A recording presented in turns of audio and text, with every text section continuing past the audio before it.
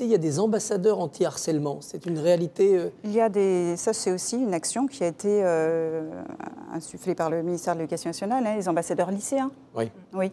Donc ils ont une mission de sensibilisation entre pairs, hein, ce qui est très utile. Et puis voilà, je pense que c'est quelque chose qui est en train de se développer et de s'affiner. Je voudrais revenir juste sur ce qui a été dit aussi par rapport aux harceleurs. Je crois qu'il faut faire très attention quand même de ne pas raisonner en termes de profil. Moi je crois que les harceleurs, ce n'est pas les enfants des autres. Ce ne sont pas de grands méchants qu'on pourrait comme ça rééduquer. Ce sont tous les enfants. Je crois qu'il ne faut pas se faire d'illusions.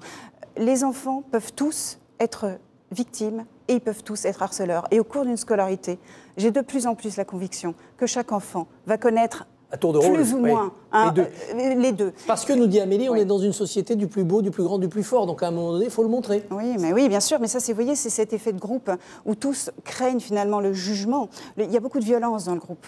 Et il y a beaucoup de violence, d'autant plus que plus l'institution est fragile, plus il y a cette violence dans le groupe, plus il y a cette peur de tous ont peur de chacun. Et comme vous le disiez d'ailleurs très bien, l'effet du bouc émissaire, c'est le groupe qui va se rassurer en créant un bouc émissaire. Mais tous les enfants savent que ils pourraient être la prochaine cible. C'est bien pour ça qu'ils restent au chaud dans le groupe. Et c'est bien pour ça qu'ils vont avoir une conduite qu'ils désapprouvent en profondeur. Ils n'en sont pas fiers, hein, mais ils ont peur. Donc ils sont pris dans ces logiques en tant qu'animateur. L'intérêt d'une méthode qui réindividualise chacun, qui montre que l'adulte est présent, que l'adulte peut garantir qu'on a une éthique et une préoccupation et une empathie pour celui qui ne va pas bien, c'est que les enfants vont pouvoir se raccrocher à ça et vont pouvoir échapper à cette logique de groupe qui les dégrade, vous voyez, dans leur posture humaine. Enfin.